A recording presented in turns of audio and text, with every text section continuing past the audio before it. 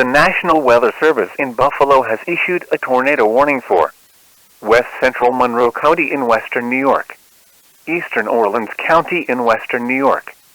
This is a potentially dangerous situation. Until 6:30 p.m. EDT at 6:12 p.m. EDT, a confirmed tornado was located over Albion, or 15 miles west of Brockport, moving southeast at 20 miles per hour. Hazard: damaging tornado and quarter-sized hail. Source: Weather spotters confirm tornado.